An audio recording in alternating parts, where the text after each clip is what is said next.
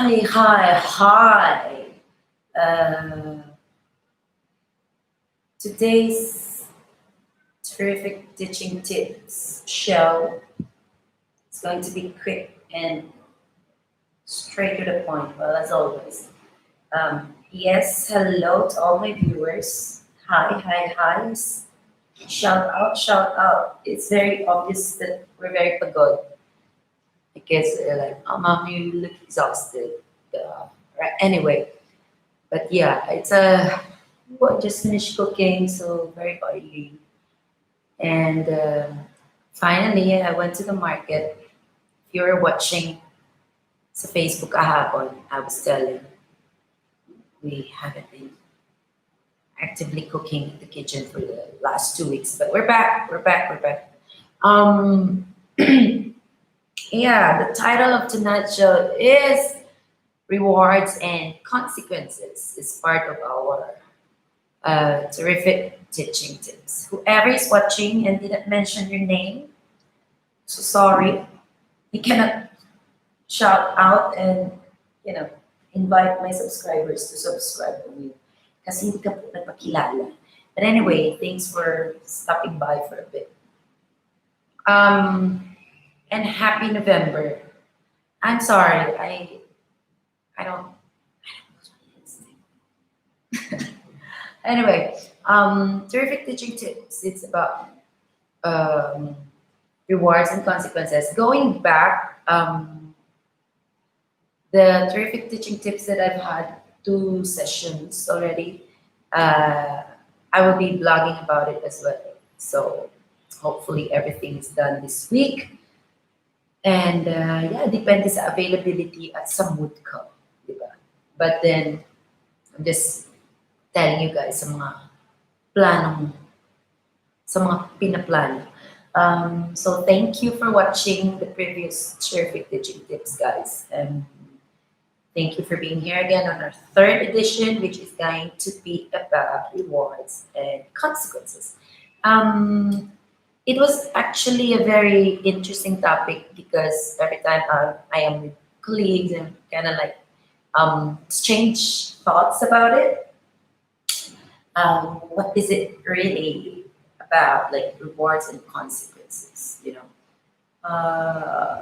Definitely it is a tool to to to guide, or it's a tool that we all can use to make sure that students or the children are being how do you say, trained. So it is a way on how to train children to achieve what we want them to achieve, or to basically learn something, learn some behaviors or attitude that they should be developing. So depende. If it was quite a not a big discussion, but depends on what level you are teaching. So the rewards and consequences is very different sa depende sa level na tinuturuan mo. So going back, I was thinking about when I was with preschoolers, I was personally not a fan of rewards and consequences for students in preschool or for the children in preschool because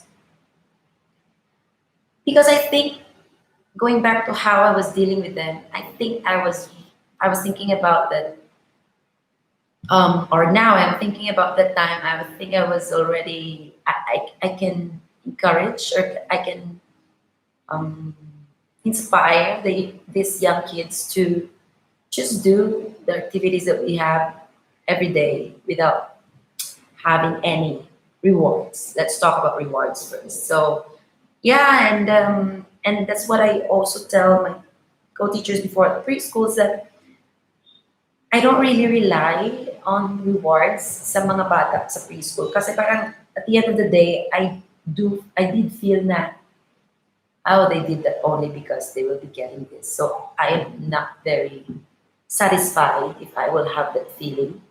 So, and most of the times, most likely, maybe I use it for 5% my entire 10 years at preschool. Yeah, I think it's definitely very rare because I don't think that the kids can understand what is that about, and I don't think they are capable to really understand why we teachers are giving rewards to others and not to them, or just specific students in a day.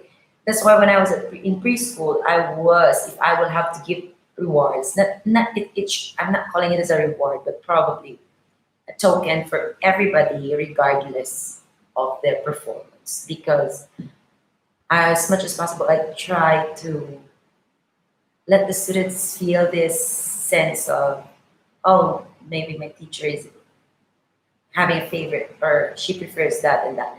I do see that they are not very capable to understand that yet. So I wasn't a fan of rewards if I am in a preschool department. And that only means that I think the way I convinced them to do and be engaged with our class activities was definitely somehow quite real effective. So that's why I really don't fall onto, all right, let's do this and you're gonna have this again. It is seriously not my thing. So yeah, if you wanna have a question, really, how do you do that? Maybe you can comment down there in the box if ever you want me to really tell you more. How were you able not to? How did you do that? How were you able to deliver preschool class without showing a reward before or after the class? So, but then again, it's terrific if you're not using rewards, especially extrinsic reward stickers and stuff like that. Those are extrinsic reward, like exterior kind of reward. There is another kind of reward called intrinsic, which is the opposite of extrinsic. And those are the stuff that you can reward to the preschoolers, like, all right, you're going to be the line leader because you have excelled doing this thing today, etc., etc. So intrinsic is most likely giving them tasks or special tasks of the day, something that is not tangible, but something that not probably, something that sticks to their heart and mind, and that gives them great sense of recognition of the thing that they have done well on that day. So if I do give rewards a preschooler, it has to be intrinsic rewards.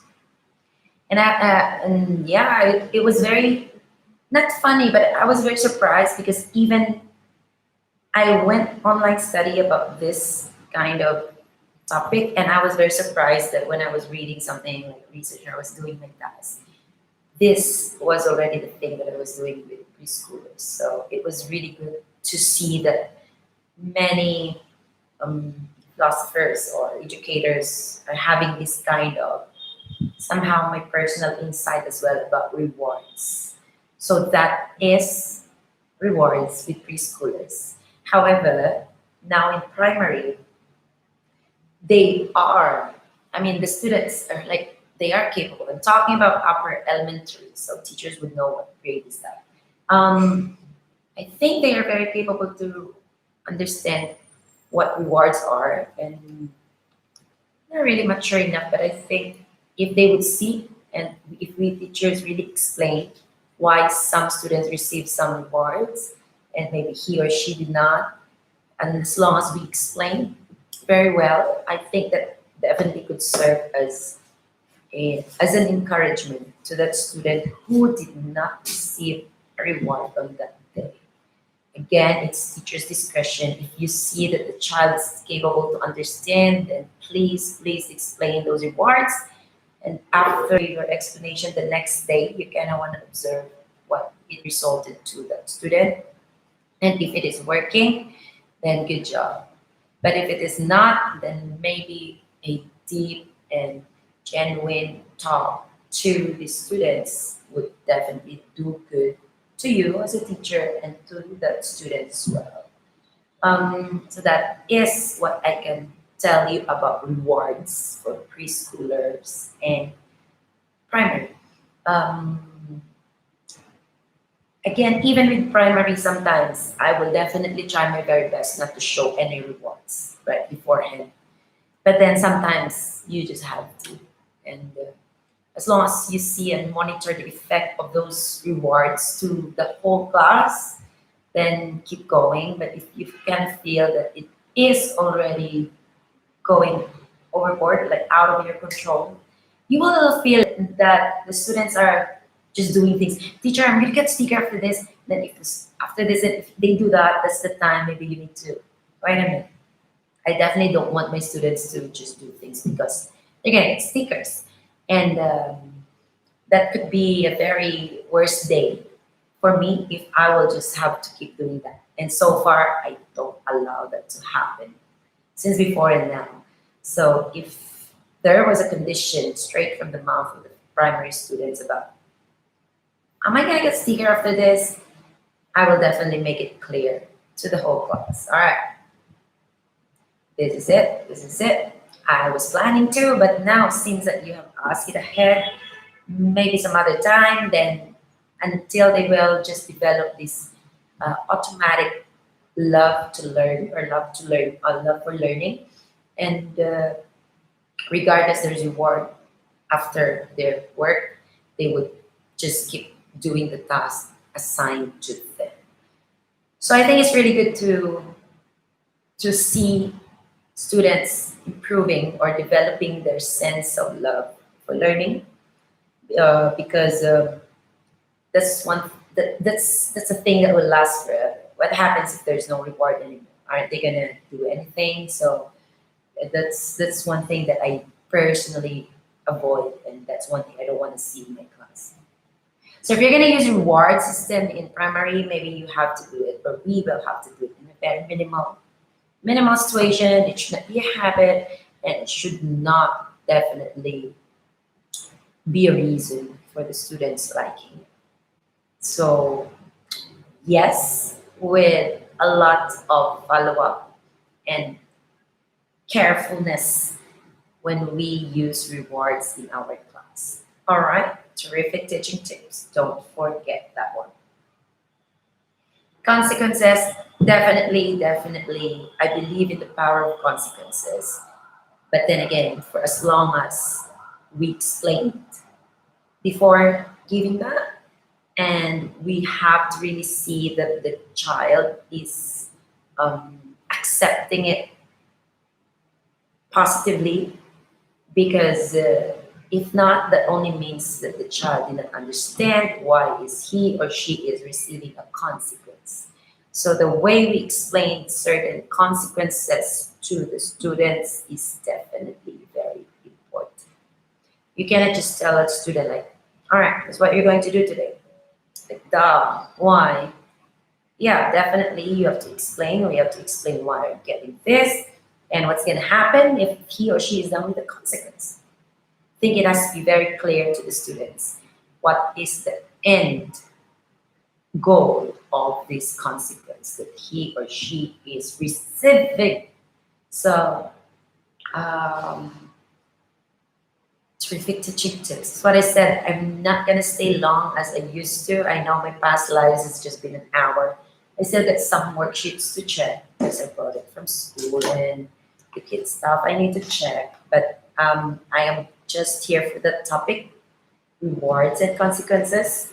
Um, if we want to, we want our students to really give us this sense of respect, we really need to be, we need to follow up on what we are telling them every day. We cannot just keep on giving false reassurance and like, all right, I'm gonna give you. There was a time that I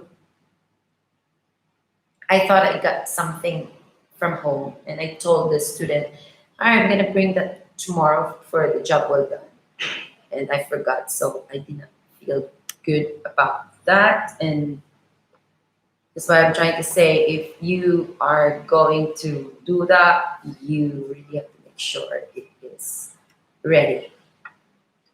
So, and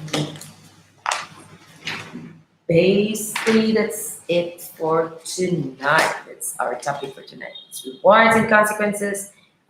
Definitely we can use it as long as we are responsible enough to follow it up.